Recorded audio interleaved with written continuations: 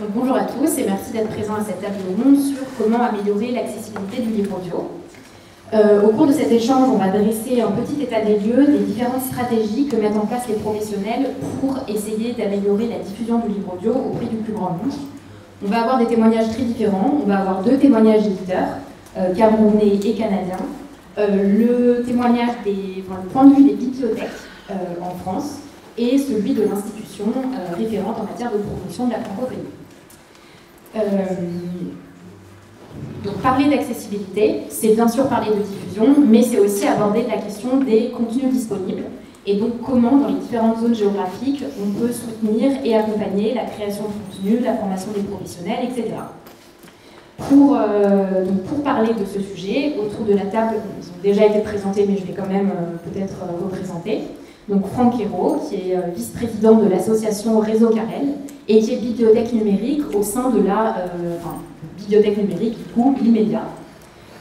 Ulrich Talabamba, donc, qui est directeur exécutif de l'OAPE, donc, qui est l'Observatoire africain de l'édition, et qui est aussi directeur de Akomamba, qui est la maison d'édition historique, l'une des maisons d'édition historique jeunesse en Afrique subsaharienne.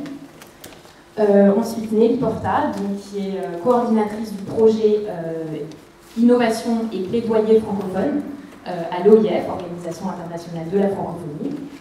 Et Marianne Dalpé, donc, qui est directrice commerciale et coordinatrice de production à la courte échelle, donc, qui est la maison d'édition historique en jeunesse au Canada. Et je suis Bertie Sindofori, donc je travaille pour YouScript, qui est une bibliothèque numérique qui propose différents types de contenus et notamment du livre audio.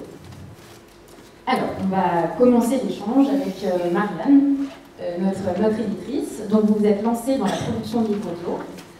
Pourquoi ce choix? Qu'est-ce que vous produisez? Et surtout, comment ça se passe d'un point de vue modèle économique? Est-ce que c'est rentable? Non. Ça commence pas. Bonjour. Pourquoi on s'est lancé dans le livre audio? Principalement, nous, il y a à peu près 5 ans, on a eu des subventions du gouvernement fédéral, donc du gouvernement du Canada, pour produire du livre accessible. Donc, c'était très large comme subvention, mais ça nous a permis de commencer la production de livres audio. Le gouvernement subventionnait jusqu'à 75% de la production du livre, donc on a décidé de faire le pas. Ça faisait quand même plusieurs années qu'on en parlait, mais effectivement, au niveau des chiffres, on voyait très bien que ce n'était pas quelque chose qui était très rentable si on prenait le livre audio seulement. Donc, on a mis les pieds dedans et depuis, je suis tombée en amour avec le livre audio. J'en consommais déjà, mais quand on produit le livre audio, je pense qu'on va entendre des extraits un peu plus tard. C'est la nouvelle façon aussi pour plusieurs jeunes. On s'adresse principalement à la jeunesse chez nous et on se rend compte qu'avec l'audio, on va chercher un beaucoup plus large public. Il y a beaucoup de jeunes qui ont la difficulté de lecture. Donc, l'audio leur permet d'avoir accès aussi à cette littérature de qualité. Et du coup, comment est-ce que vous choisissez vos titres que vous allez passer en audio et quelle articulation vous trouvez justement pour cette question de modèle économique avec le livre papier? Donc, on a fait le choix, nous, de voir le livre dans l'ensemble de ces médiums. Donc, un livre, c'est un projet qu'on va travailler autant au niveau papier, numérique et audio, ce qui nous permet de mettre tous les coûts dans le même projet, ce qui permet au livre papier d'absorber en fait les frais qui sont nécessaires pour faire la production du livre audio. Donc, les choix, c'est nécessairement des choix plus commerciaux. Donc, on va y aller avec les titres, notamment, j'en ai un exemple ici, nous, la collection noire, qui est vraiment une collection qui cartonne chez nous. On est rendu... en un an, on vend au minimum 15 000 copies à chaque nouveauté qui paraît. Donc ça nous permet vraiment d'absorber les frais de production pour le livre audio. Et la jeunesse permet aussi d'ajouter une plus-value, ce qui est le cas dans certains de nos livres où on va rajouter de la musique, du son, des effets sonores, ce qui n'est pas nécessairement le cas quand on fait du livre pour adultes, comme on a déjà fait aussi aux éditions. Et globalement, au Québec, du coup, comment ça se passe en matière de volume de production de livres audio? Est-ce que c'est très développé? Est-ce que vous êtes vraiment au début? Très, très au début. Je compare avec ce qui se fait en Europe. On est vraiment loin de ça. Il faut dire qu'on a un petit bassin de lecteurs. On est 8 millions de francophones, dont la moitié à peu près ne consomme à peu près pas de livres. Donc, ça nous fait vraiment un mini bassin. Donc, la possibilité de vente reste minime. Et donc, les subventions ont permis à plusieurs éditeurs de se lancer dans l'aventure. Très peu continuent présentement. Nous, on a fait le choix de continuer. Même s'il n'y a plus ces subventions-là, on en produit environ 1 à 2 par saison, sur une production d'une vingtaine de titres par saison, donc ça reste très restreint. Et en jeunesse, on est pratiquement les seuls à continuer à en faire. Et vous lancez aussi un peu dans le livre audio pratique, cette fois pour adultes. Vous êtes aussi, c'est un autre... Mais on tente une expérience et en fait, c'est là aussi où le côté commercial embarque. C'est l'autrice de ce livre, c'est un récit très personnel, et l'autrice, c'est une chanteuse qui fait partie du groupe Les Sœurs Boulées. Je ne sais pas si vous connaissez ici. Chez nous, c'est un duo de sœurs extrêmement populaire. Donc, on s'est dit qu'avec cette notoriété-là, et qu'elle était déjà chanteuse, donc au niveau de la voix, c'est elle-même aussi qui va raconter son histoire, ce que je trouve qui est une plus-value au niveau du livre audio. Je pense que je t'avais dit notamment le Nachisno, le Tristotier, qui est probablement meilleur à l'écoute qu'à la lecture, du fait que c'est elle-même qui va lire son histoire. Donc, on trouvait ça intéressant de tenter le récit dans ce cas-ci. Et alors, avant de passer à l'écoute d'un extrait, je veux juste que vous me disiez où est-ce que vous êtes actuellement diffusé, quels sont vos canaux, vos différents canaux de diffusion. Nous, on est producteurs présentement de nos livres audio, donc on est propriétaire de nos contenus, ce qui fait qu'on est diffusé, distribué par l'entrepôt de marque, qui est le principal entrepôt de vente numérique. Nos livres numériques EPUB et PDF sont également distribués là. Nos ventes se font principalement via le site leslibraires.ca, qui est le site des libraires indépendants, qui ont un gros volet de vente aux collectivités, donc tout ce qui est les bibliothèques et le milieu scolaire, dont un immense programme qui a été parti il y a quelques années qui s'appelle Biblius. Donc, c'est des ventes qui sont faites directement en milieu scolaire. Ça a vraiment changé le modèle d'affaires au niveau numérique chez nous. C'est principalement via les plateformes comme ça où l'institutionnel est vraiment le meilleur vendeur. Par contre, on a aussi des comptes ouverts avec notamment Kobo, Apple, qui sont aussi des bons revendeurs, et une plateforme 100% québécoise qui s'appelle Nara aussi, qui font aussi de l'abonnement et de la vente aux particuliers. Et pas audible. Et pas audible. La raison est simple, conditions commerciales qui ne nous convenaient pas. En fait, pour nous, autant auprès des libraires, que ce soit papier ou numérique, on croit en une certaine équité. Et cette équité-là n'était pas possible avec Audible, donc on a décliné l'offre de services pour que nos livres soient diffusés chez eux. Alors, on a choisi de vous faire écouter un extrait du cinéma, le cinéma de l'horreur, donc qui est un livre qui est assez représentatif de votre travail et en plus qui vous a permis de tester un moyen de promotion aussi de l'audio à partir du livre papier, donc vous allez nous parler rapidement. Exact. Est-ce que vous voulez présenter et ensuite on écoute, ou on écoute et ensuite... on peut écouter, on va faire la surprise. C'est l'extrait numéro 1. Chapitre 6. Une fois dans ma chambre, ma peur s'est transformée en panique dès que j'ai vu l'affiche. Je devais lui résister, lutter contre elle, la détruire, la réduire en mille miettes. Je me suis jeté sur elle. J'ai d'abord essayé de la décrocher, mais j'avais beau m'évertuer à soulever le cadre, à le tirer et à le secouer, il ne bougeait pas d'un millimètre. On aurait dit qu'il s'était intégré au mur. Je me suis emparé de l'objet le plus résistant que j'avais à portée de la main. C'était un morceau de l'épidolite jaune offert par mes parents quand je collectionnais les roches. Je l'ai utilisé pour frapper violemment et à répétition la plaque de verre qui protégeait le poster. À mon grand ahurissement, le verre n'a subi aucun dommage, pas même une éraflure. « Ça va, Thomas ?» m'a lancé Bruno du haut de l'escalier. J'ai improvisé un prétexte insipide pour expliquer le bruit que j'avais provoqué. La porte refermée, je me suis laissé tomber sur mon lit. J'étais trempé de sueur, au bord des larmes. Un temps assez long s'est écoulé. Lorsqu'en me redressant, j'ai regardé l'affiche à nouveau, mon humeur avait changé. L'illustration suscitait toujours en moi un certain malaise, mais je n'étais plus effrayé. Je ne percevais plus la créature comme un simple dessin. Elle n'était pas le fruit d'une quelconque imagination. Elle était réelle. Elle existait. Entre elle et moi, un lien unique s'était tissé. Je me suis rendu compte à quel point j'étais exténué. C'était comme si toute ma volonté, toute ma vigueur avait déserté mon corps. Je me suis déshabillé. Chacun de mes vêtements semblait peser 5 ou 10 fois son poids véritable. Une fois couché, j'ai éteint la lumière de ma lampe de chevet. Le sommeil est venu tout de suite. Un bruit m'a réveillé. Presque imperceptible. Il ressemblait un peu au vrombissement d'une mouche. Mais bien qu'à moitié endormi, j'avais conscience qu'on était en hiver et que les mouches se font plutôt rares en cette saison.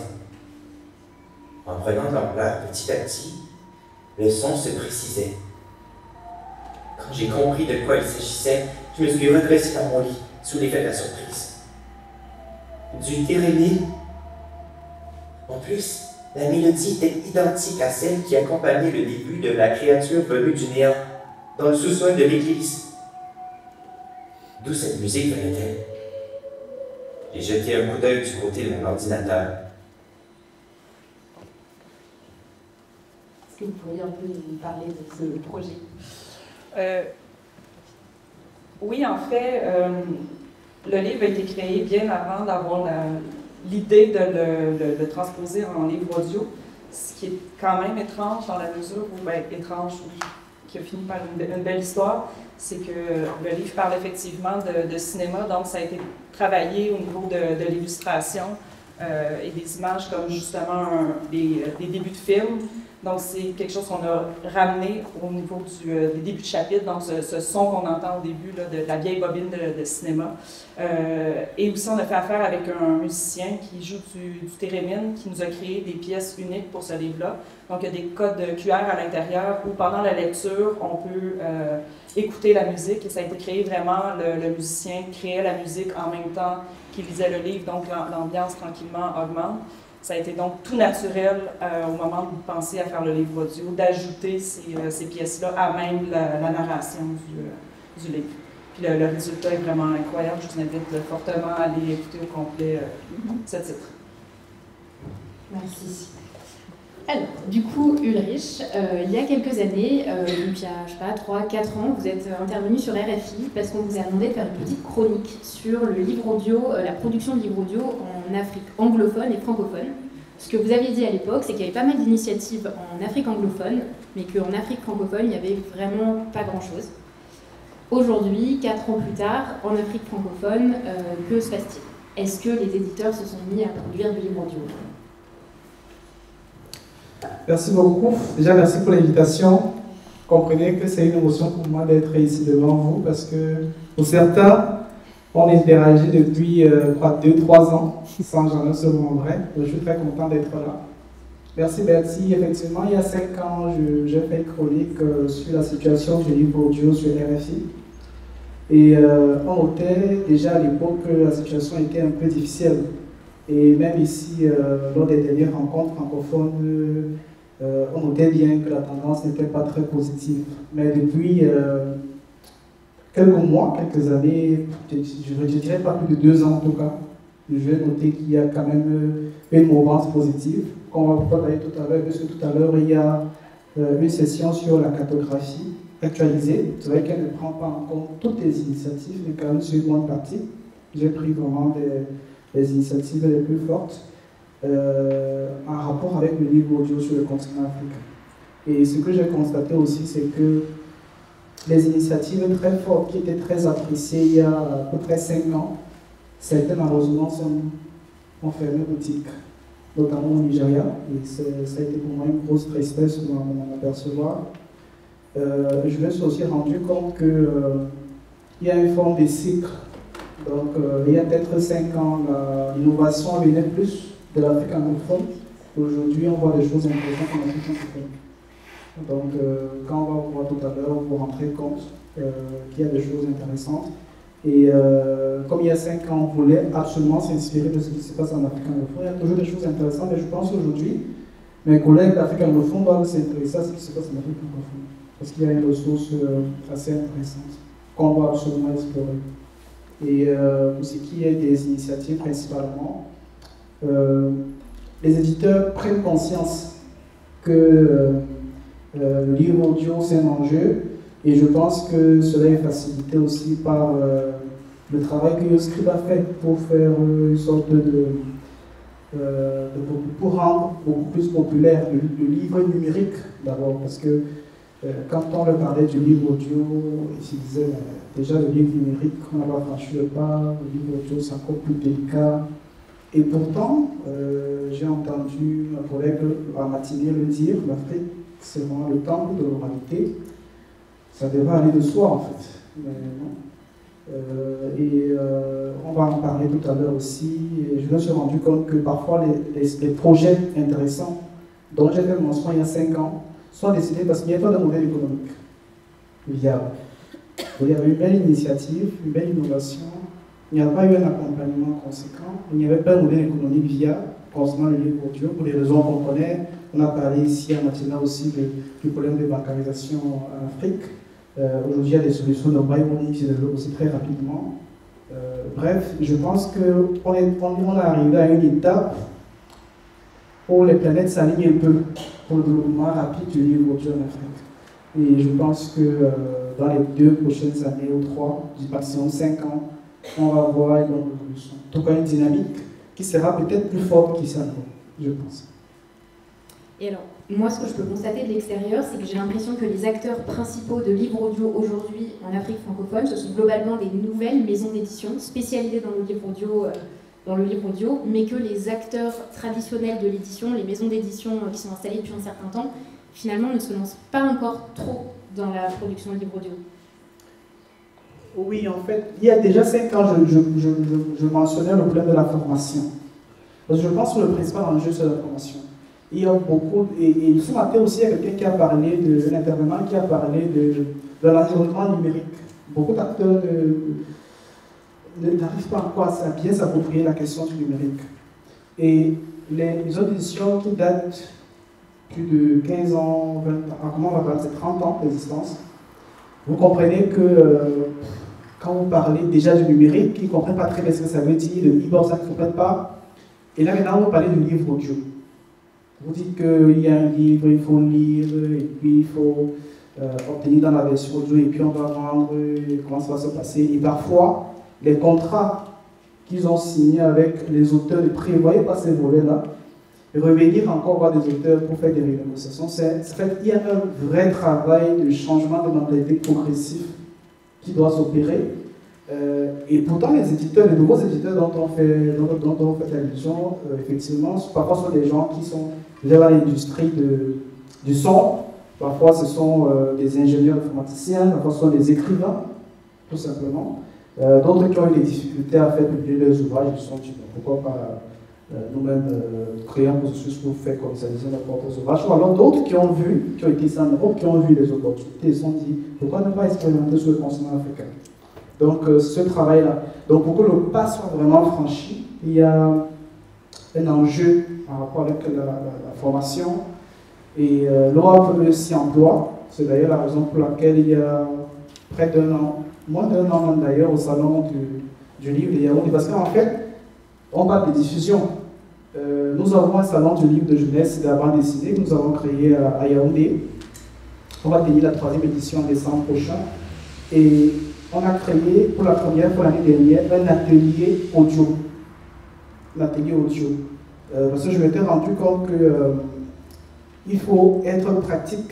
Je suis quelqu'un du terrain, c'est toujours intéressant d'expérimenter ce qu'on s'est dit en conférence avec les acteurs du terrain. Et les acteurs du terrain que j'ai choisis pour cette initiative, c'était vraiment les tout petits. C'est un salon du livre de jeunesse.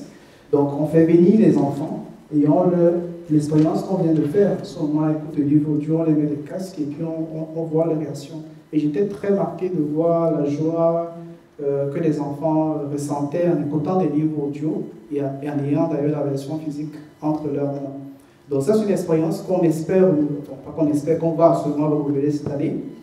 Et l'objectif, c'est quoi? C'est de travailler à commenter cette communauté-là. Et justement, pendant ce salon, on a eu des acteurs du livre africain qui étaient présents, qui nous ont fait la remarque, celle que je venais de dire, qu'il y a des beaux projets comme au Kadaboko, au Nigeria ou alors ailleurs, en Côte d'Ivoire, un magnifique projet à Youtube qui malheureusement, il y a à peu près 1 an, 2 ans, ils ont mis la clé sur place. Ça m'a fait beaucoup mal. Et ils se sont dit, ils ont suggéré pendant ce salon qu'on trouve un moyen pour accompagner ces jeunes dans l'édition qui voient le jour. Parfois, elles ont des idées, parfois aussi elles n'ont pas le minimum pour tenir une entreprise, parce que avoir une idée originale c'est bien, mais gérer une entreprise d'édition dans le contexte africain, c'est pas toujours évident. D'ailleurs, je pense que c'est le cas pour plusieurs d'entre nous. L'édition indépendante, c'est pas évident, donc vous imaginez encore dans le contexte chez nous, c'est pas du tout évident. Donc, on a créé un incubateur dans l'OAPE, l'API, qui va entrer en fonction dans quelques jours pratiquement, et qui va accompagner justement les jeunes entrepreneurs d'édition d'Afrique et des Caraïbes. Merci. Alors, Franck, cette fois, c'est pour entendre un peu le point de vue des bibliothèques. Vous avez décidé de faire une enquête auprès des bibliothèques adhérentes au réseau Carrel pour savoir un petit peu où est-ce qu'on en était en termes d'usage et d'achat du livre audio. Qu'est-ce qui ressort de cette enquête ? Oui, bonjour. Donc déjà aussi, je remercie Cécile et puis toute l'équipe là, de nous avoir invités d'accueillir les bibliothèques au sein de ces rencontres. J'étais déjà venu l'année dernière, mais là, officiellement, je viens en tant que Réseau Carrel. Donc déjà, Réseau Carrel, qu'est-ce que c'est? Très vite, c'est une association donc, de coopération de bibliothèques publiques, donc des bibliothèques municipales, intercommunales et des bibliothèques départementales. On ne s'occupe pas des bibliothèques universitaires, hein. C'est vraiment ce type de bibliothèque. Et nos adhérents, bon, il y a un peu plus de 300 adhérents, ça représente X milliers de bibliothèques concrètement. Au sein de l'association, donc on a une personne qui a un rôle de négociatrice et qui rencontre régulièrement tous les fournisseurs de ressources numériques pour discuter un peu, pas simplement le bout de gras, je vais dire, le prix, mais pour parler des conditions techniques, comment on peut mettre facilement, j'ai entendu plein de fois ce matin les problèmes de la technique. Donc l'idée c'est comment on donne facilement accès, puisque les bibliothèques donnent accès, sur les conditions techniques, sur les métadonnées, très important, et sur les ressources numériques. On a souvent j'en ai parlé avec quelqu'un tout à l'heure, beaucoup de problèmes sur la qualité des métadonnées, ces métadonnées qui vont permettre après à nos usagers de trouver les bons documents, enfin le document souhaité, rêvé, etc. Donc effectivement, on a fait une petite enquête là. Je voulais venir ici avec un petit peu des chiffres. Alors, enquête, c'est peut-être un grand mot, hein. On fait une photographie. J'ai envoyé un questionnaire à 95 adhérents. Il y en a 39 qui ont répondu. Ça fait un taux de 40%. C'est pas mal. Donc, c'est des bibliothèques de toutes les tailles, hein, grandes villes, petites villes, bibliothèques départementales. Vous aurez cette enquête, on va la publier sur notre site. Cette photographie, donc il faut que je le dise ça. Cette photographie, elle sera publiée sur le site réseaucarrel.org, donc d'ici quelques jours, je la mettrai au propre. Et en fait, c'était pour plutôt interroger aujourd'hui, en 2024, en mai, puisqu'on a fait ça en mai, combien il y a de bibliothèques qui ont développé du livre audio en bibliothèque. Est-ce qu'elles ont arrêté? Est-ce qu'elles ont continué? Est-ce qu'elles se sont développées, etc. Donc on a trouvé qu'il y avait à peu près, sur les 39 réponses, il y en a 20 qui vraiment, à partir depuis, certaines ont commencé depuis le début de la présence du livre audio dans le dispositif PNB. C'est essentiellement le dispositif PNB qui est utilisé en bibliothèque. Il y a évidemment quelques nouvelles offres, style YouScribe, Nextory, etc., qui sont utilisées, ou Story Player, mais pour l'instant, l'acquisition de livres audio se fait par rapport à ça. Voilà, donc c'est 20 bibliothèques. Pour vous dire, toutes les bibliothèques interrogées font du livre numérique, prennent du livre numérique. Donc là, il y a il y a une nouvelle impulsion, j'ai l'impression qu'il y a un grand frémissement, parce que les bibliothèques prêtent depuis très longtemps, ça fait très longtemps qu'on est prescripteur du livre audio en bibliothèque, notamment sur le support physique, et en fait on se rend compte tout simplement qu'il y a une baisse des prêts.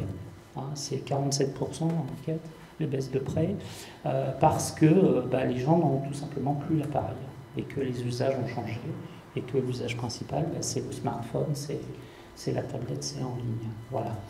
Donc c'est un peu ce type de résultat. On a aussi questionné quels étaient un petit peu les freins. Pourquoi les bibliothèques n'y allaient pas plus ou plus rapidement. Alors évidemment, comme tout le monde, il y a des problèmes de budget. Mais ce qui ressort, il y a plusieurs freins. Il y a le prix, évidemment. Alors il y a certains, dans l'enquête, il y a des termes assez forts, des prix exorbitants, etc. On n'est pas tous d'accord aussi non plus dans l'association ou même entre collègues bibliothécaires sur la différence qu'il y a entre livre numérique et livre audio. Alors souvent le mot commun c'est livre, effectivement. Un livre audio ça demande beaucoup plus de contraintes à fabriquer. Donc on n'est pas tous d'accord, on aimerait que le coût du jeton. Alors, je ne sais pas si vous êtes tous au courant de comment fonctionne le prêt numérique en bibliothèque. Pour le dire rapidement, quand une bibliothèque achète un livre numérique, elle ne le possède pas par rapport à un livre physique. On achète un livre pour une certaine durée, donc ça peut être 5 ans, 10 ans, en illimité. On achète pour un certain nombre de prêts, c'est-à-dire 15 prêts, 20 prêts, 30 prêts, etc., ou en illimité. Il y a certains fournisseurs qui proposent ça. Et puis pour ce qui est un peu la caractéristique du dispositif PND, c'est ce qu'on appelle la simultanéité, c'est-à-dire qu'on peut prêter le fichier numérique à plusieurs lecteurs en même temps. Donc ça c'est très très important de pouvoir proposer une offre, etc. Voilà. Alors on a parce qu'on aime bien les chiffres dans Réseau Querelle, on a pris un peu tous les éditeurs de livres numériques, de livres audio, et on a calculé le coût du jeton. Donc pour vous donner une idée, le coût d'un jeton d'un livre numérique tourne autour de 0,80, 0,90 centimes. Le coût de jeton, comment on l'obtient? On prend le prix, puis on divise par le nombre de jetons accordés par l'éditeur. Chaque éditeur propose des conditions suffisamment différentes. On se rencontre régulièrement, n'est-ce pas Eric, sur ces sujets. Et pour vous donner une comparaison, sur le livre audio, on est plutôt entre 1,39 et 1,96. Voilà. Alors, pour moi, le prix, c'est pas... je pense qu'on pourrait s'entendre, et sur réseau, je sais que les marges sont très compliquées sur le livre audio. Je pense que la variable d'ajustement pour qu'on puisse encore développer davantage de livres audio en bibliothèque, c'est le nombre de jetons. Donc je pense qu'il faut qu'on arrive à s'accorder, puisqu'il y a une très grande diversité de conditions entre les différents éditeurs et fournisseurs de livres audio. Donc il faudrait qu'on arrive à un moment donné à avoir un chiffre un petit peu intéressant. Voilà. Ça, c'est le premier frein, donc sur le prix. Le deuxième frein qui embêtait jusqu'à présent le développement du livre audio, c'était les aspects techniques entre le téléchargement avec les DRM, très compliqué parfois à expliquer les DRM avec des usagers qui sont souvent des grands lecteurs ou grandes lectrices et qui ont un petit peu de mal à comprendre qu'il y a une DRM Adobe, qu'il faut installer plein de trucs dans l'ordre, etc. Je ne vous embête pas avec ça. Et puis, on était habitué à télécharger du livre numérique, donc les collègues bibliothécaires voulaient aussi avoir ce modèle-là. Et puis finalement, il y a le modèle du streaming qui a l'air de se développer. Je trouve ça très très intéressant parce que ça supprime un petit peu la contrainte de la DRM, puisque ça se fait autrement, la vérification, si on a le droit de lire ou pas le livre. Et du coup, ça ouvre directement le livre dans un navigateur. Voilà. Alors, comme les bibliothécaires, on se pose toujours beaucoup de questions. On se dit, ce qui est embêtant pour nos usagers, ça va être la qualité des connexions Internet. C'est-à-dire qu'effectivement, il peut y avoir une perte de qualité si on n'a pas une connexion Internet haut débit, etc. Voilà. Donc, il faut qu'on arrive à trouver juste le milieu entre les deux systèmes. Voilà. Et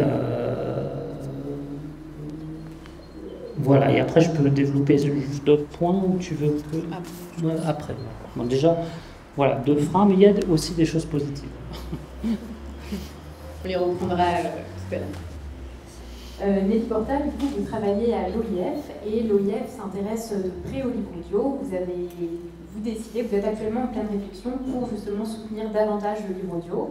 Vous êtes en train de vous interroger sur les modalités de soutien. Donc, pourquoi est-ce que vous vous intéressez au livre audio? Merci Bertie. Oui, alors peut-être pour préciser ce point-là, préciser d'où je parle. Donc l'Organisation internationale de la francophonie est une organisation de coopération qui anime une coopération technique et culturelle entre 88 États et gouvernements. États et gouvernements qui peuvent être aussi différents que le Canada et le Vanuatu, ou que Monaco ou la République démocratique du Congo. Voilà, c'est pour poser le décor. Et c'est donc un vaste pays sans frontières, comme le disait le poète Gilles Vigneault, mais où le français cohabite et interagit avec de nombreuses autres langues. Donc le français est un vecteur, le commun, mais il n'est pas le seul à être outil de création, notamment quand on parle de littérature et quand on parle de livres audio. Donc dans ce contexte-là, la francophonie est assez diverse, variée, vivante. Ça se manifeste bien entendu dans les formes d'expression artistique, et en particulier en littérature. Comme en témoigne, par exemple, depuis plus de 20 ans, le prix des 50 ans de la francophonie qui décore, enfin qui prime, qui reconnaît la qualité littéraire d'une œuvre, qu'elle soit éditée par un grand éditeur parisien ou par des éditeurs indépendants de l'ensemble de cet espace. Dans notre mission, donc en tant qu'organisation internationale, je vous le disais, notre première mission, c'est la promotion de la diversité de ces expressions artistiques, et le livre audio en tant que format de création, nouveau format. On considère l'OIF comme un espace de création à investir pour refléter cette diversité dans ses accents, dans ses polyphonies, et dans tout ce qu'elle peut aussi prêter comme nouveaux usages de lecture collective. On parlait de bibliothèque, enfin, dans une forme très comment dire, occidentale d'usage individuel, mais on peut imaginer que dans d'autres, ou même pas imaginer, constater que dans d'autres contextes, cela se passe différemment. Donc on s'intéresse au livre audio comme format de création, bien entendu, comme industrie également à développer.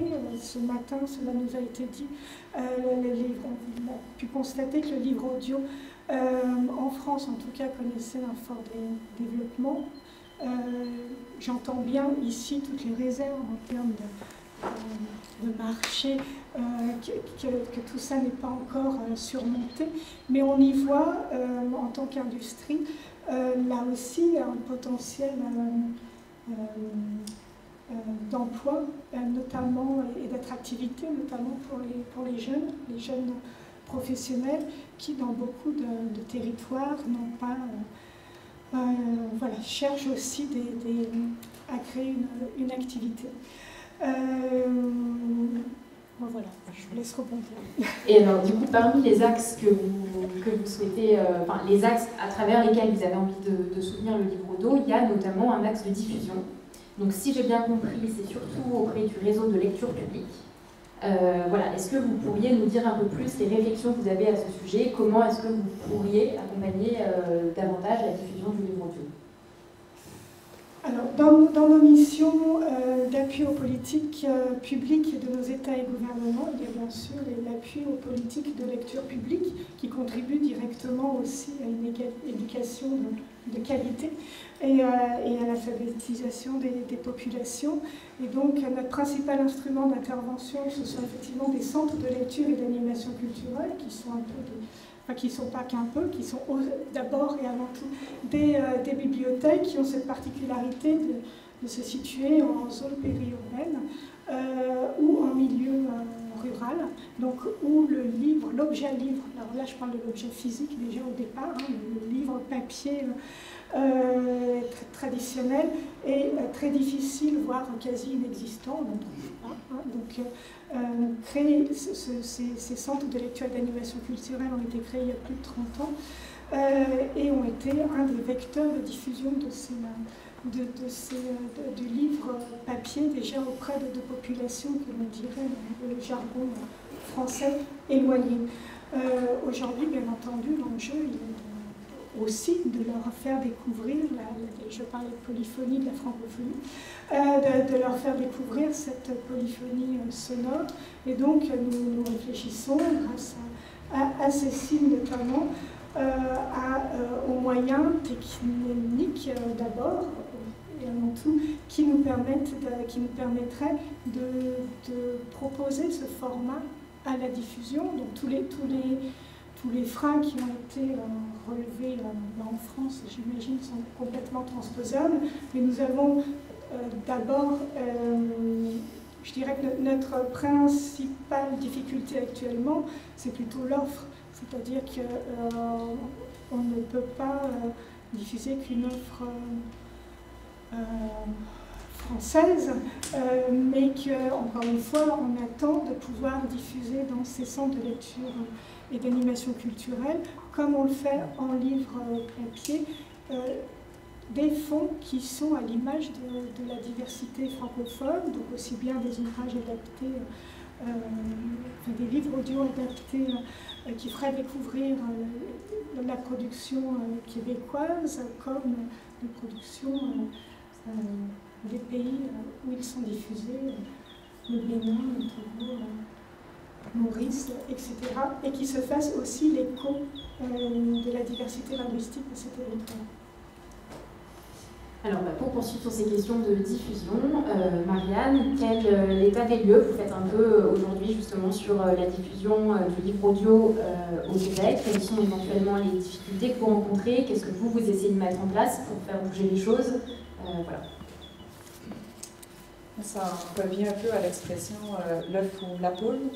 C'est-à-dire, il n'y a pas assez d'offres, donc il n'y a pas assez de lecteurs, il n'y a pas assez de lecteurs, il n'y a pas assez d'achats, donc il n'y a pas assez de revenus, donc il n'y a pas assez de livres. Donc c'est vraiment la chaîne. Ce qui est une des raisons pourquoi nous, on a décidé de se lancer. Moi, j'y crois foncièrement, puis j'ai la chance d'être dans une équipe aussi.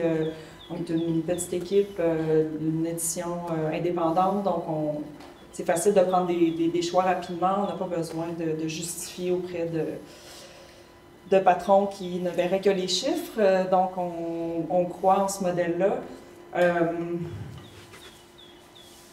Ça reste quand même très difficile au niveau de la diffusion. Principalement, nous, ça se passe en bibliothèque. C'est là où on fait découvrir aussi beaucoup nos titres, mais pour ce qui est de la vente aux particuliers par abonnement, c'est extrêmement difficile. Ouais. C'était quoi? J'ai peut-être perdu votre question. Et est-ce que vous avez justement, vous, des idées? Qu'est-ce que vous faites de votre côté pour essayer de booster un petit peu tout ça, ou booster l'interprofession, ou vous mettez même des choses en place juste à votre échelle? Ben justement, je parlais avec une collègue québécoise qui est avec moi ici, qui a monté un petit comité justement pour tenter de refaire un peu de lobbying auprès des gouvernements, notamment pour aller libérer des fonds. Il y a du travail qui se fait en double. On crée, chez nous, des formats DAISY quand on fait du livre audio, donc qui sont destinés aux non-voyants et qui sont diffusés via les bibliothèques. Et on se rend compte qu'en simultané, il y a aussi de la lecture par des bénévoles qui sont faits également pour les mêmes livres, dans les mêmes réseaux. Donc, il y a vraiment notre volonté. Puis ce matin, j'entendais que le CNA avait justement un comité sur le livre audio et on en discute beaucoup, mais clairement, ça nous prend du financement pour bonifier l'offre. Et quand l'offre sera assez abondante, je pense que c'est une industrie qui pourra être viable à long terme. Et vous disiez que parmi les territoires où ça marche le mieux, il y avait les États-Unis aussi, via je ne sais plus quel canal. En fait, c'est pas juste les États-Unis, c'est soit les francophiles en dehors du Québec, on est quand même entouré de 400 millions d'anglophones. Donc il y a tout le Canada anglais, mais aussi les États-Unis. Et il y a une plateforme qui s'appelle Overdrive, qui est l'équivalent en fait c'est principalement de la vente des forfaits qui se font au niveau des écoles et des bibliothèques publiques, mais anglophones. Et donc, ça leur permet d'offrir une offre francophone pour soit des apprenants de la langue française ou des francophones qui sont hors Québec. Et pour nous, ça a fait gonfler notre chiffre d'affaires vraiment au niveau des États-Unis, qui est maintenant notre deuxième plateforme de vente pour je parle principalement pour le livre numérique dans ce cas-ci, parce que le livre audio est trop récent et trop minime au niveau des chiffres. Mais pour le livre numérique, c'est rendu notre deuxième meilleur vendeur, les États-Unis, ce qui n'a jamais été le cas. En fait, ça avait toujours été la France. Et depuis 2-3 ans, avec Overdrive notamment, les États-Unis ont vraiment battu de loin les ventes qu'on fait en France. Et les libraires, ils s'approprient un peu le livre audio ou... Pas vraiment. Mais c'est drôle parce que ce matin, c'est drôle, c'est pas si drôle en fait. Ce matin, on en parlait beaucoup, d'essayer justement peut-être de scinder ou d'avoir une certaine synergie entre ces deux marchés-là. Puis je pense que c'est un exemple que j'avais donné aussi, c'est sur le site leslibraires.ca. Donc, on a différentes sections sur leur site. Et très rapidement, on arrive à une section qui s'appelle Jeux de société. Puis je me dis, OK, on a le palmarès, on a les choix des libraires, on a le choix du mois et des jeux de société, alors qu'il n'y a aucun endroit sur la page d'accueil où on parle ni de livres numériques ni de livres audio, alors que c'est une plateforme qui les vend, mais on met de l'avant, puis c'est vraiment pas une pointe contre mes collègues des libraires.ca, je les adore, ils font un excellent travail, mais c'est juste un symptôme du fait que c'est un milieu qui est pratiquement aveugle à ça. Ça s'explique aussi de façon totalement normale, c'est que les libraires, c'est des amoureux du livre papier en premier. Même pour le numérique, ils font pas beaucoup de diffusion. Donc, imaginez pour le livre audio qui est très récent.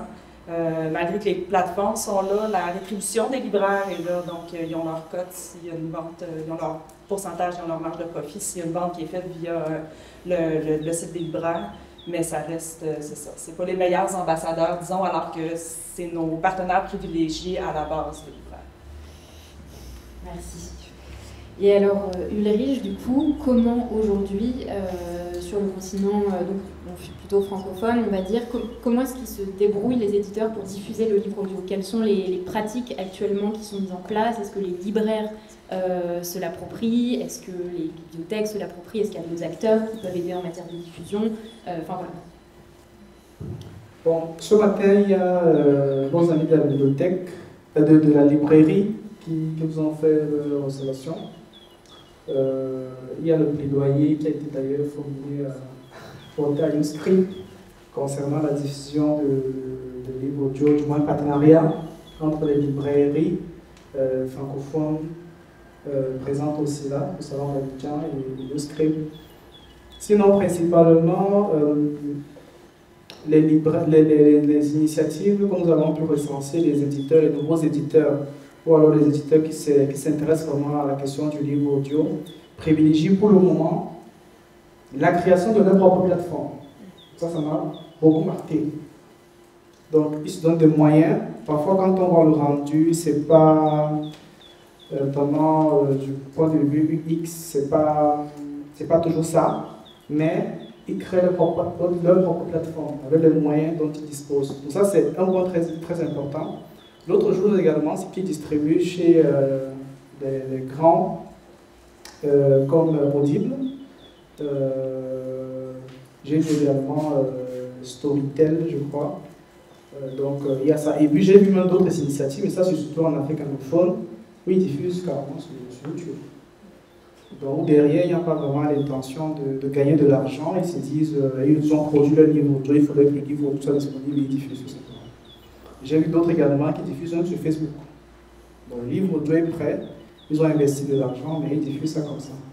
Donc, mais en termes de rentabilité, les deux modèles qui ressortent et qui reviennent à chaque fois, c'est l'idée de créer sa propre plateforme, déjà d'un, ou alors de collaborer avec les plateformes existantes. Ou alors tout simplement de faire avec les deux, parce qu'il n'y a pas souvent, on préfère ne pas mettre en avant l'exclusivité, mais pour ceux qui ont les plateformes, ils préfèrent vraiment que s'ils ont un contenu, que ce contenu-là soit à retrouver exclusivement sur leur plateforme. Il y a une initiative, celle du Togo, que je suis particulièrement. Elle n'aime pas que je la présente comme étant du Togo, parce qu'elle dit qu'elle est juste basée au Togo, mais elle a une vision beaucoup plus africaine, mais elle est basée au Togo. Et l'initiative, je la trouve intéressante parce qu'elle a organisé il y a quelques jours la première dédicace de livre audio. Il n'y a pas de livre physique. Donc les gens sont venus de partout pour assister à une dédicace de livre audio. Je pense que ça c'est quelque chose de nouveau, on n'avait pas encore vu ça sur le continent. Du moins en Afrique francophone que je suis, on n'avait pas encore vu ça. Il y a une initiative pareille qui est en cours en République démocratique du Congo. D'un jeune également qu'on suit, qui d'ailleurs a été sélectionné dans l'incubateur de l'OAPE, qu'on va encadrer. Donc il y a des initiatives dans ce sens-là, où ils vont, pas seulement en associant le livre en version physique et le livre audio, en se disant je viens vraiment pour valoriser le livre audio et puis je vais à fond là-dedans. Donc c'est principalement ça. Dans le thème de diffusion, ils utilisent la diffusion communication classique, mais en termes de disponibilité du livre audio, accessibilité du livre audio, distribution du livre audio, ils utilisent des plateformes, grandes plateformes qui existent déjà, mais plusieurs aussi, ils créent leur propre dispositif. Et tout à l'heure le matin, quand j'entendais des efforts que nous devons fournir pour, au moins dans l'espace francophone, avoir une plateforme qui pourrait ne serait-ce que, je sais pas, mettre en relation les acteurs indépendants, je sais pas, ou alors tout le monde. Je me suis dit, ça c'est bien. Déjà, l'initiative qu'il y a sur le continent, ça veut dire que s'il y a un tel projet, avec la petite expérience qu'ils ont, le petit catalogue qu'ils ont, j'ai vu des plateformes qui ont près de 100 000 téléchargements sur Google Play, Apple Store, ça veut dire qu'il y a quelque chose. Il y a quelque chose. Et ça sont les téléchargements, sans compter tous les autres moyens de diffusion. Moi, il y a 10 ans, le premier livre audio produit au Cameroun, que j'écoutais il y a près de 10 ans. Malheureusement, lui aussi, il a arrêté de faire des livres audio. Et nous, ce qu'on faisait à l'époque, parce qu'il venait nous voir, il avait fait les livres audio, il avait financé la production du livre audio pour participer à la promotion du livre physique.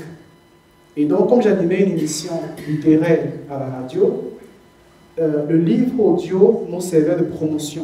Donc, au lieu de diffuser la musique au moment des intermèdes, on mettait du livre audio.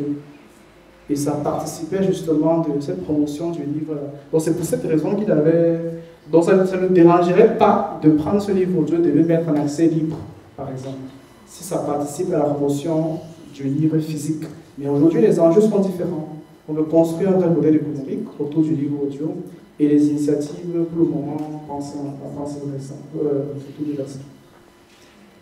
Oui, enfin pour rejoindre un peu ce que tu disais, bon, ce que des éditeurs m'ont dit aussi, c'est que, notamment des éditeurs jeunesse, c'est qu'ils vendaient le livre, ils mettaient les QR codes, mais en fait ça changeait même pas le prix du package global. En fait. C'est juste qu'en revanche, ça boostait les ventes de livres en papier, on en achetait plus. Donc indirectement, ça permettait de rentabiliser un peu le projet. Où j'ai également des éditeurs qui se sont tournés vers des labels de musique qui n'avaient jamais fait de livre audio et avec qui ils ont produit des livres audio. Et du coup, ils bénéficient, entre guillemets, de tous les réseaux de distribution de la musique et également des réflexes de l'industrie musicale. Par exemple, il y a une autrice à succès, Anzata Ouattara, qui est ivoirienne, qui a décidé d'adapter ses œuvres à l'oral, parce que juste en livre audio, parce qu'elle sent que c'est le moment et qu'elle a envie de tester les usages. Et du coup, par exemple, son producteur, qui est le label de musique, l'a poussé à faire un petit clip pour bien booster sa présence sur les différentes plateformes, etc. Et d'ailleurs, j'avais pris un petit extrait pour vous le faire écouter de ce que ça donne, parce que c'est assez intéressant. C'est des formats courts, avec pas mal de créations musicales, alors que pourtant on n'est pas dans la jeunesse, mais dans l'adulte. Et voilà, c'est vrai que ça c'est aussi quelque chose, c'est que très souvent les éditeurs, sur le continent, en tout cas moi, ceux avec lesquels on travaille, commencent par la jeunesse, parce que c'est ce qu'il y a de plus évident, alors que ce que j'arrête pas de leur dire, c'est que nous, l'écoute, en tout cas, c'est vraiment sur de l'adulte pratique et des fictions qui ont eu du succès et qui pourraient parfaitement être adaptées. Ce qui semble difficile aussi, c'est le à voix nue. Souvent, ils ont l'impression qu'il y a beaucoup de créations sonores, en fait. Et donc forcément, ça met un frein pour l'adulte, vu que c'est plus long. Et du coup, pour poursuivre... Non, ça va. Je voulais juste ajouter que les chiffres qu'il a donnés le matin, ça correspond exactement à ce qu'on a sur le continent. Donc la jeunesse ne vient pas en tête des Ouais. écoutes. La jeunesse, c'est vraiment bien après. Pareil, ouais. Alors Franck, justement, pour reprendre la problématique de diffusion en bibliothèque, justement avec les bibliothèques du Grand Est, vous avez mis en place un projet coopératif qui est unique d'ailleurs. Et comme tu me l'as dit, toi tu désespérais un peu de voir un projet en bibliothèque en matière de ressources numériques vraiment aboutir, et tu es assez content et optimiste pour ce projet qui s'appelle l'Immédiat, et qui pourrait en fait à terme aussi être une solution de diffusion pour le livre audio. Bien sûr. Est-ce que tu peux nous en dire quelques mots? Oui, alors l'Immédiat, c'est une bibliothèque numérique qui comprend 3 sites. Alors il y a 2 sites patrimoniaux, je vais juste dire ça, qui permet de consulter librement des documents numérisés des bibliothèques patrimoniales du Grand Est. Hein. On va de Thionville, Épinal, Nancy, Metz, Châlons-Champagne, Verdun, etc. 72 bibliothèques. Et donc là, vous pouvez récupérer tous les documents. C'est libre de droit, c'est sous licence Etalab. Et vous pouvez composer, utiliser tous les vieux documents avec des manuscrits pour faire la promotion du livre audio si vous avez un sujet qui pourrait vous intéresser. Et puis on a un 3e site qui s'appelle l'Immédiat Mosaïque, donc qui nous concerne aujourd'hui, et qui est une proposition pour proposer du livre numérique, du film, de la presse, de l'auto-formation et de la musique. Donc ça marche du tonnerre de Dieu. Pour là, c'est énorme, la fréquentation. Ça fait à peu près 25 ans que je m'occupe de ressources numériques. C'est la première fois que je vois des chiffres de fréquentation de ce niveau. C'est-à-dire depuis le Covid, depuis 2000, ça devient une habitude de parler de cette période-là, mais je pense que les gens sont complètement désinhibés et utilisent beaucoup plus facilement les ressources numériques. Ça fait qu'à tel point que cette année, on a augmenté de 60% notre nombre d'adhérents actifs. Un adhérent actif pour nous, c'est quelqu'un qui est venu au moins sur le site une fois et qui a utilisé au moins une fois une ressource sur une année. On est passé de 5000 abonnés à 12 500, etc. Et on est toujours en progression. Et sur la diffusion, donc on n'a pas encore de livre audio, donc ça va commencer cette année. On a remarqué que le livre numérique marche énormément. Moi, j'ai, dans ma carrière, proposé du livre numérique il y a déjà plus de 20 ans, dans les premières bibliothèques où j'ai travaillé. Et en gros, ça marche pas bien, c'est-à-dire c'était vraiment un public de geeks. Là, aujourd'hui, on est sur une offre de livres numériques, je vais arriver au livre audio, qui est de plus de 17 000. On a une grosse offre, on a 17 000 livres numériques. Il n'y a absolument pas de limite, c'est-à-dire que les gens peuvent, s'ils veulent en lire 10, ils peuvent en emprunter 10. S'ils veulent emprunter les 17 000 livres, ils peuvent. La seule condition pour accéder, c'est d'être abonné à une bibliothèque du territoire qui fait partie du réseau. En gros, dans les bibliothèques, on est passé un peu d'une logique de service où, sur les catalogues de bibliothèques, on proposait des ressources numériques et puis y allaient un peu les gens qui avaient l'habitude et qui avaient envie de s'occuper du numérique. Depuis qu'on a constitué cette bibliothèque numérique, avec tous ces supports, on a d'autres types de publics qui arrivent. Il y a des gens qui s'inscrivent en bibliothèque, mais en fait, ils vont utiliser juste la plateforme de livre numérique. Voilà. Donc là, je pense qu'on a changé un petit peu d'air. Et sur le livre audio, en fait, on veut poursuivre, parce que comme je l'ai dit tout à l'heure, le prêt de livre audio sur support CD est en train de baisser, et qu'aujourd'hui, la majeure partie des usages se font grâce aux outils mobiles, etc. Voilà. Donc les acquisitions dans les différentes bibliothèques, j'ai demandé à mes petits camarades de la bibliothèque de Paris de donner leurs chiffres, parce qu'ils m'ont autorisé. Donc la bibliothèque numérique de Paris, en 2023, c'était 18 600 lecteurs actifs sur leurs ressources, dont 3 000 pour le livre audio. Donc, et pareil, une collection assez importante, 1000.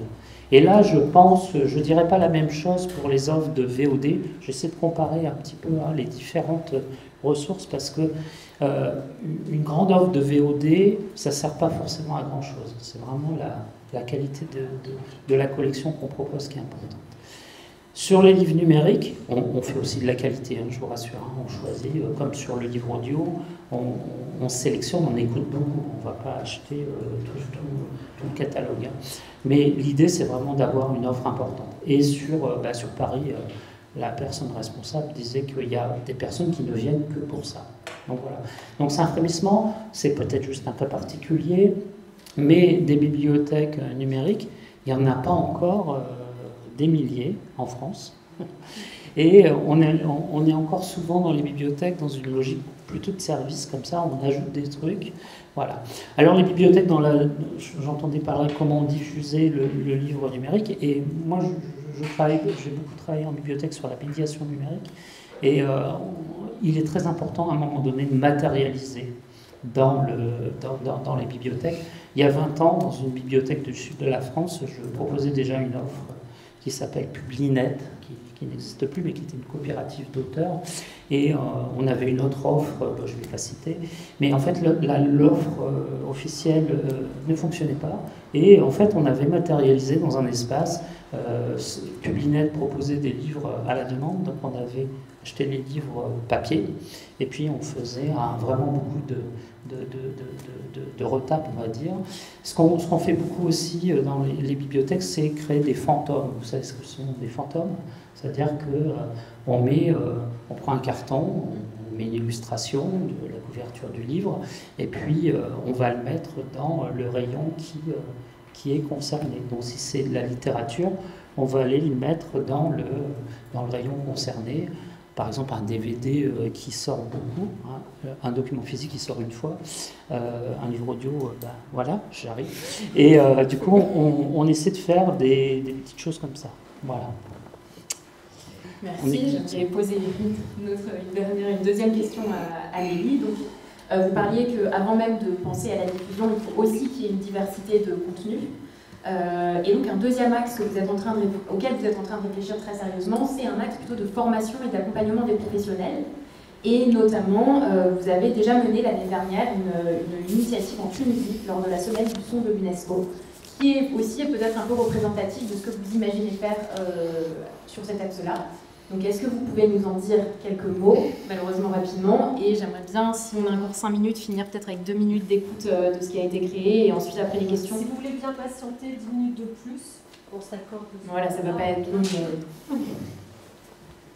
C'est court. Oui, je ne pense pas prendre 10 minutes, puisque mes collègues Claudia et Nada présenteront en détail cette action pilote demain, donc vous êtes les bienvenus.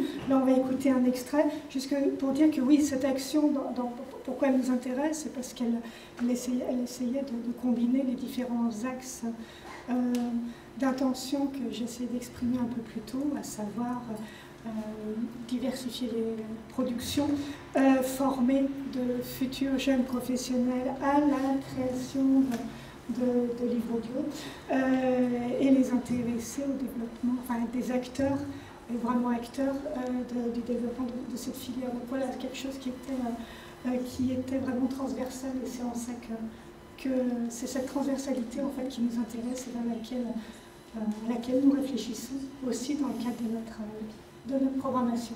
Mais place aux artistes. C'est l'extrait 3. Donc c'est la bande-annonce. Oui, oui, pardon. Oui, en fait, là, ce n'est pas un extrait de livre audio du tout. Pour présenter l'exercice, il a été demandé à des étudiants d'une école de cinéma, donc vous aurez tous les détails demain, de travailler sur des livres primés par la francophonie, que ce soit le prix des 5 continents, les lauréats du prix des 5 continents de la francophonie, donc qui distingue une œuvre de création littéraire en langue française, ou le lauréat du prix de traduction du français vers l'arabe ou de l'arabe vers le français, Ibn Khaldoun Senghor. Là, il s'agit, donc le lauréat du petit concours que nous avons lancé, les lauréats ont choisi donc de créer un podcast sur la dernière œuvre de traduction du prix Ibn Khaldoun Senghor de l'arabe vers le français, Bargelil, un grand classique de la littérature tunisienne. Et donc vous nous direz ensuite si ça vous donne envie de découvrir ou redécouvrir cette œuvre. Voilà, c'est la bande-annonce de l'adaptation en audio.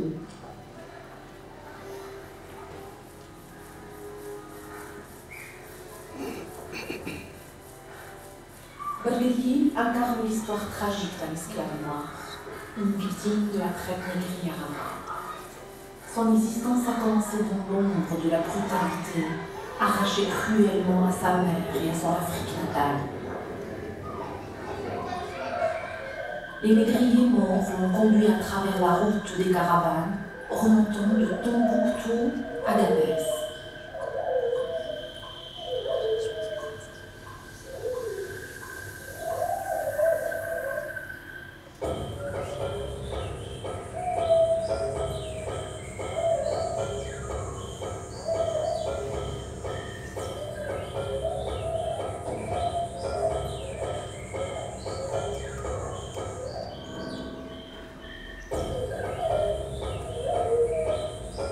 Ton périple l'a finalement amené à Tunis, une ville en proie à l'invasion partagée entre Barberousse au service de Soliman le Magnifique et le sultan Hassan al-Hafsi au service de Charles.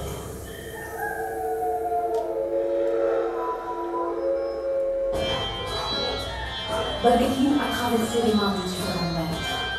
Son sort a toujours été marqué par la cruauté.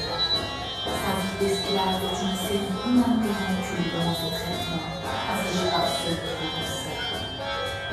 Malgré les épreuves, Bagdad a réussi à échapper à ses ennemis, sauvé par la grâce de ces gens qui furent créés pour rivaliser avec les gazelles du désert.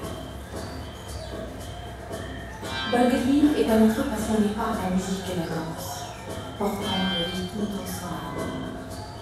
Ce rythme devient un véritable pilier de la diégèse. Il transcende le texte, plongeant les mots dans une transe palpitante. La musique devient l'élément catalyseur d'une romance interdite entre Bagdad et Rima, une femme blanche liée par les chaînes d'un mariage. Cet amour, tout comme la musique qui l'a inspiré, devient le carburant de sa révolte contre les normes sociales et le formalisme d'une société à la fois oppressive et hypocrite.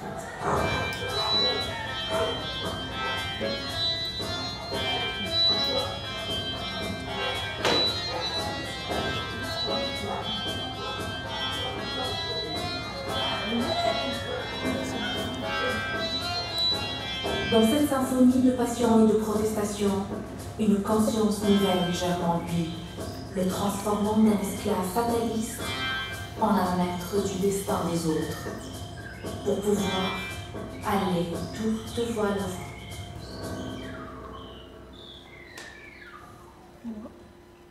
Bah oui, moi ça me donne envie, c'est intéressant de voir la richesse de la création sonore. Oui, voilà. Donc du coup, si vous voulez poser des questions, et sinon, au pire, j'ai toujours le troisième extrait à faire écouter. Je te laisse le micro. Est-ce qu'il y a des questions? Est-ce qu'il n'y a pas de questions? Je commence. Est-ce qu'il y a des questions? Oui, bonjour. Donc, une question pour Franck pour commencer. Dans cette étude, dans ces échanges que tu as eus avec les autres bibliothèques, est-ce que vous avez aussi identifié des publics différents, des spécificités sur les publics audio par rapport aux livres numériques, par rapport aux autres médias? Et que pouvez-vous en dire? Alors, on était moins sur les usages du public, mais en fait, ça transparaît par rapport aux acquisitions. Donc, les collègues, principalement, ceux qui ont répondu, hein, je mets toujours des bémols, achètent principalement des nouveautés, plutôt des nouveautés adultes. Après, il y a les demandes du public qui sont réellement prises en compte. Et troisième temps, ça va être la politique documentaire que les bibliothécaires ont imaginée. C'est-à-dire qu'une bibliothèque, c'est effectivement un petit peu différent d'une librairie. On développe effectivement des collections qui sont parfois des niches. Par exemple, la poésie, c'est pas ce qui est le plus emprunté. Mais on continue, on achète énormément on achète un petit peu aussi dans ce qu'on pourrait appeler des niches. On achète aussi de la jeunesse. Voilà. Donc c'est pas, là l'enquête, le but c'était vraiment d'avoir une photographie de la présence parce qu'on a très peu de chiffres finalement.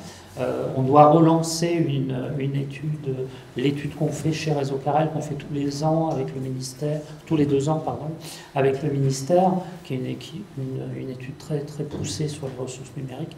Donc cette année, on ne l'a pas fait parce qu'il y avait un manque de moyens pour le faire, moyens humains. Donc je pense qu'on recommencera l'année prochaine, mais on rentrera un petit peu dans les détails. J'avais une deuxième question pour un micro pour Ulrich. Bonjour. Bonjour. Justement, les usages, on espère effectivement beaucoup d'usages en Afrique pour le livre audio. Est-ce que vous avez identifié le type d'œuvre souhaitée par les publics? Question semble difficile, peut-être avec des listes. Oui, en fait, un peu comme lui, on a travaillé sur une étude quand même. De la situation, parce que ce que je vais présenter tout à l'heure, c'est vraiment l'extrême. Mais l'étude va être à peu près 3 semaines. Et ce qui ressort, comme je disais tantôt, c'est pas la jeunesse. Parce que moi, je suis en jeunesse, donc je suis un peu déçu que ce soit pas moi. Mais ce qui est très apprécié sont les romans, et notamment les romans jeunesse. Donc, pour ce qui concerne la jeunesse, les young adultes encore, ça passerait bien. Ça passerait bien. Et j'ai échangé avec un partenaire l'autre jour et lui me disait est-ce que tu ne penses pas qu'on va expérimenter quelque chose avec la bande dessinée? Parce que je suis le premier éditeur de bande dessinée de la sous-région, du Cameroun en tout cas, le premier. Et il me disait est-ce que tu ne penses pas qu'on devrait essayer quelque chose? Parce qu'il y a une très forte communauté de fans de bande dessinée. Et je lui ai dit je ne sais pas, on va voir comment réaliser ça. Mais sinon, en termes de besoin, ce que les gens apprécient le plus, c'est vraiment ça. En deuxième position sont ce qu'on pourrait appeler des livres d'influenceurs. Donc, des success stories, des gens qui ont réussi, entre guillemets, et puis racontent leur histoire, racontent leur parcours. Il y a un livre audio qui est très populaire au Cameroun. C'est un pasteur, Ivan Castonot, de ce genre, qui est diffusé dans plusieurs rues carrément du pays. Oui, il encourage, il parle un peu de la motivation personnelle, et c'est vraiment très, très populaire. Même les gens qui ont un niveau intellectuel un peu plus bas, ils consomment cela. Puisqu'il réussit à dire ces mots avec la musique sonore, c'est fait de manière quasiment naturel et ça passe. Donc il y a un public évident pour ce type de projet. À l'époque au Cameroun, à la radio nationale, on avait ce qu'on appelle le théâtre radiophonique. Donc c'était vraiment des troupes de théâtre réels qui ont donné rendez-vous. Il y avait vraiment des auditeurs qui écoutaient chaque dimanche. On savait qu'il y avait le théâtre radiophonique. Ils venaient à l'antenne et puis ils faisaient, vous écoutiez à la radio. Donc, ce sont des choses, je pense que ce sont des choses, si on. Malheureusement, tout ça, ça a disparu aujourd'hui. Ce sont des choses qui sont introduites bien, calibrent bien, il va avoir un important marché. Donc, ce sont des choses en fait à maturer, mais il y a un marché. Oui, j'en profite juste pour vous dire, l'année dernière, on a accueilli Benoît Glaude. Il vient de sortir un livre qui s'appelle Écouter la bande dessinée, pour faire écho à ce que je disais sur la BD aux impressions nouvelles, je crois. Donc pour ceux que le sujet intéresse, j'en profite du coup pour en dire quelques mots. Est-ce qu'il y a d'autres questions? Merci, c'était intéressant. C'est une question pour Marianne. Je me demande, je vois que on sait qu'au Canada, il y a pas mal d'aides à la création. Oui, mais en tout cas, je me demande par rapport au livre que vous venez de présenter, par exemple. Je vois là que, je suis responsable des éditions de vraiment pas éditrice. Enfin, je pense à la beauté du livre imprimé. Qui nous tient en cours plusieurs créateurs dans l'édition. Je me demande en tant que dérivé de livres imprimés, les livres audio, dans le sens où la façon où vous avez présenté en parler, c'est vraiment l'art object déjà, parce qu'il y a l'éternement. Donc, ce genre de création, comment on fait? Parce que normalement, du point de vue commercial, cela ne passe pas. On ne se dit pas, oh, j'aimerais bien avoir de la musique avec enterrement. C'est plutôt quelque chose qui arrive en cherchant, j'imagine, des moyens pour y arriver pour ce genre de création. Donc, comment avez-vous fait pour ça? Est-ce que ça arrive souvent ou c'était juste les hasards dans ce cas-là pour créer un livre de ce genre, pour la beauté du texte original ou l'originalité dans ces cas? Parce qu'on voit que je vois que les papiers, oui, déjà, on voit déjà c'est cinématique. Donc, je me demande comment on fait pour en passer. C'est une nouvelle création, je pense. Est-ce que vous pouvez en parler? Ben, une nouvelle création, pas tant. Je vous dirais une adaptation, peut-être, plutôt. Dans ce cas-ci, les deux œuvres n'ont pas, la création des deux œuvres n'ont pas coexisté. C'est-à-dire que notre directrice artistique et notre éditrice ont travaillé sur le livre à 100% sans avoir en tête que ça allait devenir un livre audio. Donc le Térémine n'était même pas pensé pour devenir le livre audio. Ça a été juste une plus-value quand nous, on a décidé de tenter le livre audio. Puis je dis bien tenter, je vous redis les coûts astronomiques que ça revient pour ces titres. Mais c'est deux marchés aussi différents, je vous dirais. On ne s'adresse pas au même public. La création, dans les deux cas, pour nous, est très importante. On parlait de l'IA ce matin, qui peut être une alternative pour certains éditeurs pour sauver des coûts. Nous, c'est quelque chose à laquelle on ne touchera jamais. Je vous le dis, mon équipe n'est pas derrière moi, mais on en parle souvent au bureau, on travaille avec des créateurs, donc pour nous, la création, c'est à tous les niveaux. On fait affaire avec un petit studio indépendant aussi à Montréal qui s'appelle Studio Bulldog, qui nous aide beaucoup au niveau justement des effets sonores, de la réalisation. Donc, les deux œuvres, oui, c'est le même texte, mais c'est comme deux publics différents, puis deux expériences différentes, que je pourrais dire. Mais oui, le visuel, surtout pour la jeunesse, est extrêmement important pour nous. Je ne sais pas si je réponds à votre question. Oui, bien sûr.